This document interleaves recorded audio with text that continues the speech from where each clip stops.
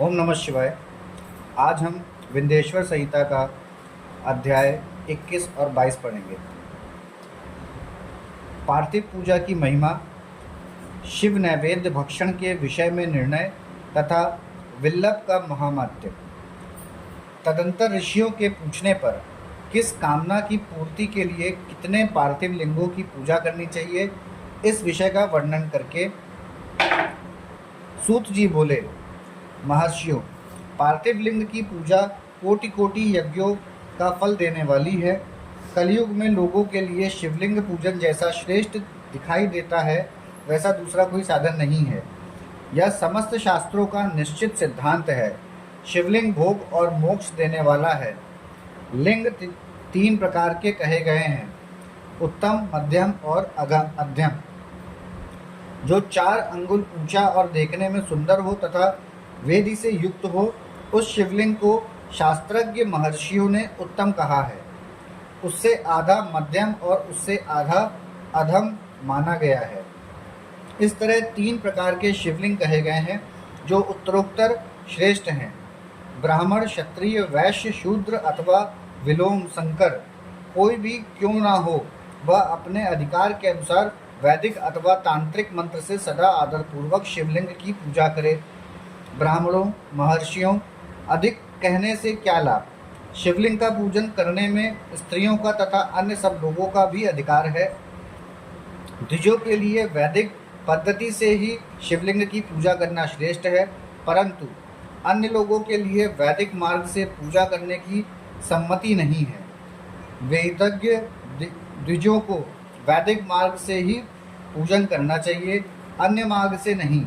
यह भगवान शिव का कथन है। दधीचि और गौतम आदि के शाप में जिनका चित्त दग्ध हो गया है, उन द्विजों की वैदिक कर्म में श्रद्धा नहीं होती। जो मनुष्य वेदों तथा स्मृतियों में कहे हुए सत्कर्मों की अवहेलना करके दूसरे कर्मों को करने लगता है, उसका मनोरथ कभी सफल नहीं होता। इस प्रकार विधिपूर्वक भगवान शंकर का नैवेद्यांत पूजन करके उनकी त्रिभुवनमयी 8 मूर्तियों का भी वही पूजन करें। पृथ्वी, जल, अग्नि, वायु, आकाश, सूर्य, चंद्रमा तथा यजमान, ये भगवान शंकर की 8 मूर्तियाँ कही गई हैं। इन मूर्तियों के साथ साथ सर्व, भव, रुद्र, उग्र, भीम, ईश्वर, महादेव तथा पशुपति, इन नामों की भी अर्चना करें। तदंतर चंदन, अक्षत और विल्लभ पत्र लेकर वहां ईशान आदि के क्रम से भगवान शिव के परिवार का उत्तम भक्तिभाव से पूजन करें। ईशान, नंदी, चंड, महाकाल, भृंगी, वृष, स्कंद, कपिलतीश्वर, सोम तथा शुक्र, ये 10 शिव के परिवार हैं, जो क्रमशः ईशान आदि 10 दिशाओं में पूजनीय हैं। तत्पश्चात भगवान शिव के समक्ष वीरभद्र का और पीछे कीर्ति मुख का पूजन करके विधिपूर्वक 11 रुद्रों की पूजा करें। इसके बाद पंचाक्षर मंत्र का जप करके शतरुद्रीय स्तोत्र का, नाना प्रकार की स्तुतियों का तथा शिव पंचांग का पाठ करें। तत्पश्चात परिक्रमा और नमस्कार करके शिवलिंग का विसर्जन करें। इस प्रकार मैंने शिव पूजन की संपूर्ण विधि का आदरपूर्वक वर्णन किया।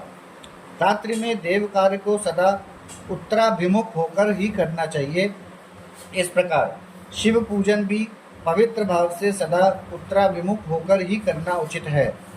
जहाँ शिवलिंग स्थापित हो, उससे पूर्व दिशा का आश्रय लेकर नहीं बैठना या खड़ा होना चाहिए, क्योंकि वह दिशा भगवान शिव के आगे या सामने पड़ती है। शिवलिंग से उत्तर दिशा में भी ना बैठें, क्योंकि उधर भगवान शंकर का वामांग है, जिसमें शक्ति स्वरूपा देवी उमा विराजमान है। पूजक को शिवलिंग से पश्चिम दिशा में भी नहीं बैठना चाहिए, क्योंकि वह आराध्य देव का पृष्ठभाग है। अतः अवशिष्ट दक्षिण दिशा ही ग्राहम है, उसी का आश्रय लेना चाहिए।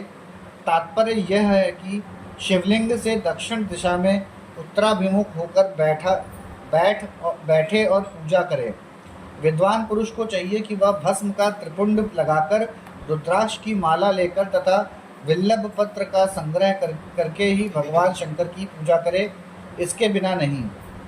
मुनिवरों, शिव पूजन आरंभ करते समय यदि भस्म ना मिले तो मिट्टी से भी ललाट में त्रिपुंड अवश्य कर लेना चाहिए। ऋषि बोले, मुने, हमने पहले से यह बात सुन रखी है कि भगवान शिव का नैवेद्य नहीं ग्रहण करना चाहिए। इस विषय में शास्त्र का निर्णय क्या है, यह बताइए। साथ ही विल्लभ का महात्म्य भी प्रकट कीजिए। सूत जी ने कहा, मुनियों, आप शिव संबंधी व्रत का पालन करने वाले हैं, अतः आप सबको सतशः धन्यवाद है। मैं प्रसन्नता पूर्वक सब कुछ बताता हूँ, आप सावधान होकर सुने।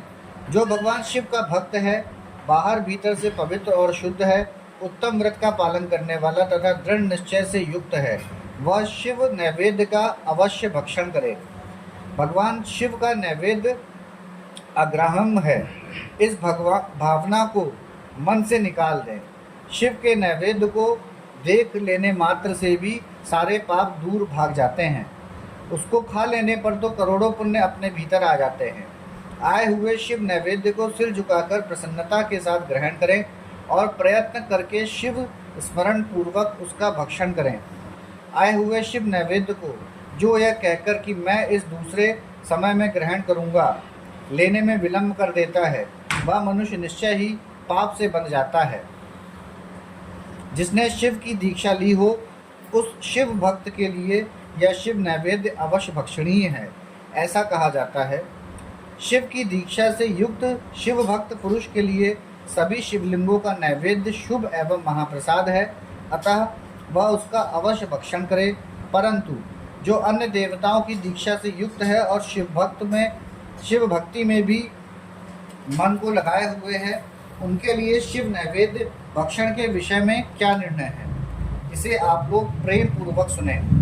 ब्राह्मणों, जहाँ से शालग्राम शिला की उत्पत्ति होती है, वहाँ के उत्पन्न लिंग में रसलिंग में पाषाण, रजत तथा सुवर्ण से निर्मित लिंग में देवताओं तथा सिद्धों द्वारा प्रतिष्ठित लिंग में, केसर निर्मित लिंग में, स्फटिक लिंग में, रत्न निर्मित लिंग में तथा समस्त ज्योतिर्लिंगों में विराजमान भगवान शिव के नैवेद्य का भक्षण चंद्रायण व्रत के समान पूजनक है। ब्रह्म हत्या करने वाला पुरुष भी यदि पवित्र होकर शिव निर्माल्य का भक्षण करके उसे धारण करे तो उसका सारा पाप शीघ्र ही नष्ट हो जाता है।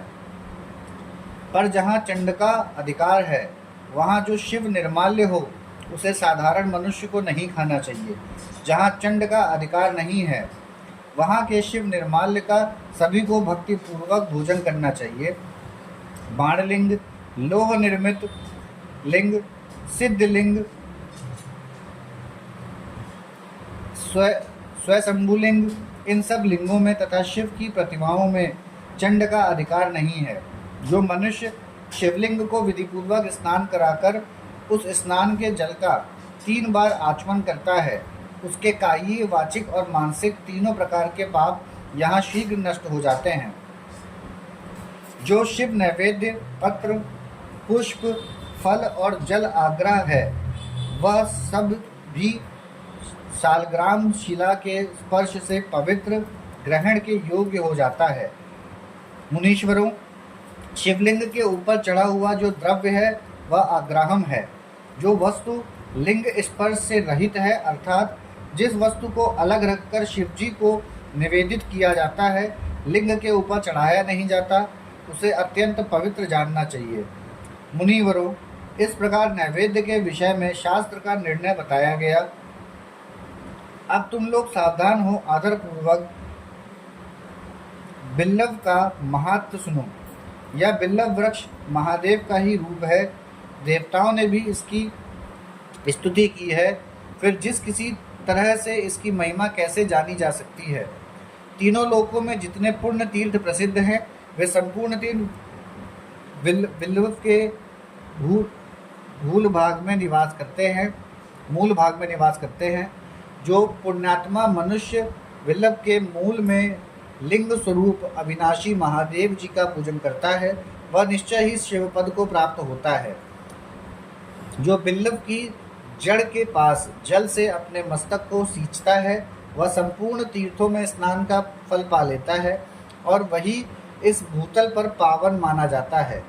इस बिल्व की जड़ के परम उत्तम थालों को जल से भरा हुआ देखकर महादेव जी पूर्णतः संतुष्ट होते हैं। जो मनुष्य गंध पुष्प आदि से बिल्व के मूल भाग का पूजन करता है वह शिवलोक को पाता है और इस लोक में भी उसकी सुख शांति बढ़ती है। जो बिल्व की जड़ के समीप आदर पूर्वक दीपावली जलाकर रखता है वह तत्व ज्ञान से संपन्न हो भगवान महेश्वर में मिल जाता है। जो बिल्व की शाखा थामकर हाथ से उसके नए नए पल्लव उतारता और उनसे उस बिल्व की पूजा करता है वह सब पापों से मुक्त हो जाता है। जो बिल्व की जड़ के समीप भगवान शिव में अनुराग रखने वाले एक भक्त को भी भक्तिपूर्वक भोजन कराता है उसे कोटि गुना पुण्य प्राप्त होता है। जो बिल्व की जड़ के पास शिव भक्त को खीर और घृत से युक्त अन्न देता है वह कभी दरिद्र नहीं होता। ब्राह्मणों, इस प्रकार मैंने सांगोपांग शिवलिंग की पूजन का वर्णन किया। यह प्रवृत्ति मार्गी तथा निर्वृत्ति मार्गी पूजा को भेद से दो प्रकार का होता है। प्रवृत्ति मार्गी लोगों के लिए पीठ पूजा इस भूतल पर संपूर्ण अभीष्ट वस्तुओं को देने वाली होती है।